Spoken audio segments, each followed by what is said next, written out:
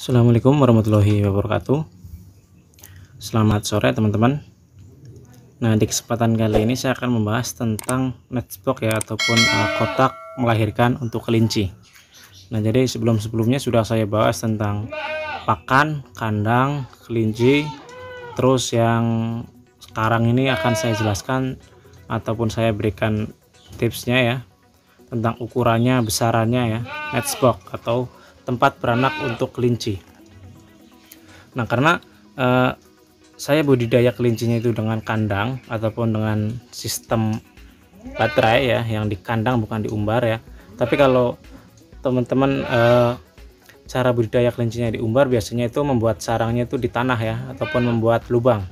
Tapi kalau saya sendiri, karena cara budidayanya itu di kandang seperti ini, itu harus menyediakan tempat untuk indukan melahirkan. Nah, biasanya kalau di breeder ya, di peternak-peternak kelinci itu menyebutnya netbox ataupun kotak beranak. Nah, kotak beranak yang paling bagus ataupun kotak beranak yang paling pas ya, paling ideal untuk kelinci itu ukurannya seperti apa. Nah, ini harus kalian tahu teman-teman, supaya tidak salah ya. Nanti misalkan kayak kelinci kecil kotaknya besar, nah ketika anakannya pas posisi indukan menyusui, anakannya jauh dari indukan, nah nanti anakan itu tidak akan menyusu ke indukannya, soalnya tidak tahu ya, karena kotaknya terlalu lebar. Nah, terus lagi misalkan indukannya itu besar ya, kelinci-kelinci besar giant, terus kotaknya kekecilan, nah nanti akan mengakibatkan anakan kelinci itu sesak. Nah, yang akan mengakibatkan itu ketika indukan menyusui, nah anakan akan terinjak-injak sehingga bisa mati. Nah, itu sudah pernah teman saya alami. Jadi teman saya itu mempunyai kelinci yang besar ya, NZ, tapi kotaknya itu kecil. Nah, ketika indukan beranak banyak terus menyusui, anakannya sudah mulai besar. Nah, ketika anakan sudah mulai besar kan kotak otomatis akan menyempit ya, ruang geraknya akan sempit, jadi anakannya itu sesak. Nah, ketika indukan masuk, anakan terinjak-injak, posisi anakan belum bisa keluar kotak. Nah, itu anakan pada mati. Nah, itu salah satu kejadian yang harus kita minimalkan ya, minimalisirkan ataupun kita cegah dengan mengetahui berapa sih ukuran kotak yang pas untuk indukan. Nah, seperti itu teman-teman. Nah, ini saya akan memberikan contoh ini untuk kelinci-kelinci yang ukurannya medium ke atas ya, seperti kelinci NZ, Hyla, Haikul, terus yang satunya itu Rek. Nah, itu teman-teman, ini pasnya ataupun cocoknya itu untuk kelinci-kelinci yang seperti itu. Kalau untuk Californian mungkin bisa ya, California mungkin bisa karena ukurannya itu hampir mirip dengan NZ ataupun Hyla, Haikul. Nah, ini untuk kelinci berdaging terutama teman-teman ya, ukurannya seperti ini. Nah, ini sudah saya sesuaikan, sudah saya amati teman-teman, jadi tidak terlalu besar, tidak terlalu kecil. Nah, ini sedang teman-teman. Nah, ukurannya pun ketika kita masukkan ke dalam kandang ya, kandang galvanis yang ini ya, ukurannya pas teman-teman, jadi tidak harus di miringkan ataupun diapakan ya, tapi pas teman-teman nih. Nah, bisa masuk ke dalam. Nah, ini akan memudahkan kita teman-teman. Nah, ini ya, nah lihat seperti itu teman-teman. Nah, ini menurut saya ukuran idealnya teman-teman. Jadi ukuran ideal untuk kelinci-kelinci seperti NZ, Hyla, Haikul, dan Rek. Nah, ini tidak terlalu besar, tidak terlalu kecil. Nah, karena sudah saya jelaskan yang seperti tadi ya, ukuran netbox itu harus sesuai dengan kelincinya. Kelinci besar berarti ukurannya itu harus menyesuaikan, kelinci kecil juga harus menyesuaikan dengan kelincinya. Jangan sampai kelinci kecil netboxnya kebesaran, jangan sampai kelinci besar netboxnya kekecilan. Nah, akibatnya nanti anakan bisa mati teman-teman. Nah, untuk ukurannya teman-teman ya, ukuran sendiri saya menggunakan ukuran tingginya teman-teman, ini ya, tinggi ini dari ini ya ke atas. Nah, tinggi ke atas ya teman-teman, ini saya menggunakan 15 cm teman-teman. 15 cm itu nanti fungsinya adalah supaya indukan pas posisinya membuat sarang. Nah, ketika indukan membuat sarang menggunakan rumput itu kelinci tidak lepas teman-teman, tidak keluar ya. Jadi masih ada ruang untuk menghalang kelinci itu untuk lompat. Nah itu ketika kelinci itu belum bisa lompat ke dalam lagi ya. Ini meminimalisir kelinci yang usianya di bawah 2 minggu itu ikut indukan keluar. Nah biasanya sedang nyusu, terus posisi indukan itu lompat ke luar kotak. Nah biasanya kelinci ikut keluar kotak. Nah ini untuk meminimalisir. Dan juga ketika kotaknya terlalu pendek ya, itu bisa juga indukan membuat sarangnya banyak. Nah anakan kelinci gelinding ataupun keluar kotak tanpa sepengetahuan indukan gitu. Jadi keluarnya tidak secara sengaja teman-teman. Nah untuk ukuran 15 cm ini termasuknya lumayan pas teman-teman ya, termasuknya ideal. Nah 15 cm dari bawah ke atas. Nah untuk lebarnya sendiri teman-teman, lebar dari sini ya, sini ke sini. Nah lebarnya saya menggunakan ukuran 25 cm teman-teman. Nah 25 cm itu kalau untuk kelinci NZ sendiri itu pas ya, pas di tubuhnya, di posturnya. Jadi kelincinya itu tidak kotaknya itu tidak terlalu lebar, tidak terlalu kecil. Jadi di kelinci walaupun bobotnya sekitar 4 kilo pun pas teman-teman ya, pas. Nah jadi tidak terlalu besar, tidak terlalu kecil. Itu 25 cm teman-teman ini ya, dari sini ke sini.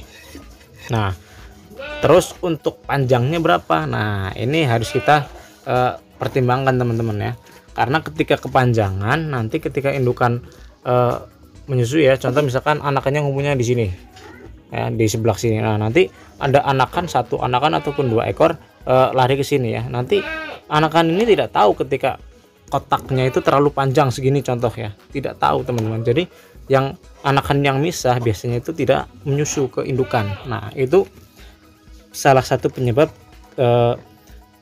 anakan kelinci bisa mati. Nah jadi sebisa mungkin harus pas panjangnya teman-teman. Nah kalau saya menggunakan panjang 35 cm teman-teman, 35 cm ya, dari titik ini sampai titik ini.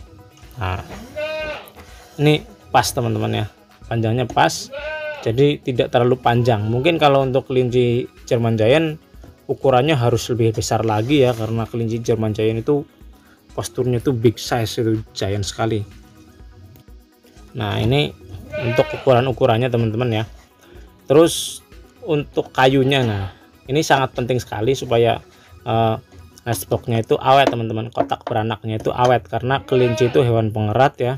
Jadi apapun ya bisa digigit. Nah contoh seperti ini teman-teman ya, ini kayunya itu digigit ya. Ini fungsi kelinci menggigit kayu seperti ini untuk meruncingkan giginya supaya tidak panjang, karena gigi kelinci itu akan selalu tumbuh teman-teman. Nah jadi untuk kayunya sendiri sebisa mungkin kalian membuatnya itu dengan kayu keras teman-teman ya, dengan kayu keras. Nah jangan sampai kalian menggunakan kayu yang termasuknya gampang sekali digigit. Nah contoh seperti ini teman-teman, ini termasuknya kayunya lunak teman-teman ya, jadi gampang sekali digigit, makanya tidak bisa bertahan lama ataupun awet teman-teman. Ini sudah pada kropos ya, kroposnya itu kropos digigitin sama indukan teman-teman. Nah seperti ini ya. Nah ini bisa, kalau pakai kayu yang seperti ini paling 3 kali beranak, 3-4 kali beranak harus kita perbaiki lagi, karena kayunya itu mudah sekali digigit dan mudah sekali rusak. Nah beda dengan kayu yang ini ya, ini menggunakan kayu salam teman-teman ya, kayunya keras. Nah kalian bisa menggunakan kayu apapun ya, kayu mahoni ataupun kayu apalah yang keras teman-teman. Nah jadi awet. Nah ini awet ini teman-teman, udah ada sekitar 1 tahun ya.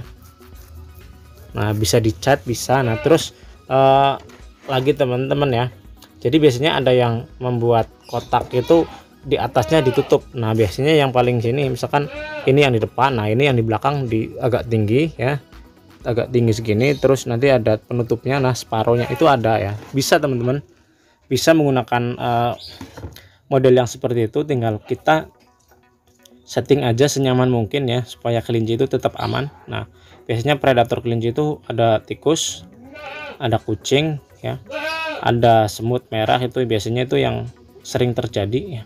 Kalau di kandang saya biasanya seringnya itu tikus, makanya sebisa mungkin kandang itu terhindar dari tikus. Nah itu, nah jadi bisa teman-teman di bagian belakangnya ditinggikan, terus menutup ke setengahnya, setengah ini.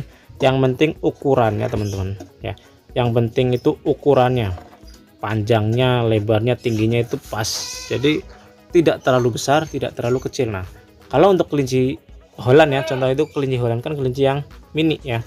Kelinci Holland bisa mungkin pakainya setengahnya teman-teman ya, jadi panjangnya itu 25, lebarnya itu 15, tingginya juga bisa 15. Nah itu untuk kelinci mini, karena kelinci Holland itu kan mini ya, ataupun mungkin panjangnya bisa 25 ataupun 30 ya, 30, nanti lebarnya sekitar 20 lah, mungkin 20 cukup, terus tingginya tetap 15 ataupun mau dikurangi 10 nggak masalah, cuma kalau lebih amannya itu sekitar di angka 15 ya, 15 cm. Nah itu untuk kelinci kecil ya, seperti Holland.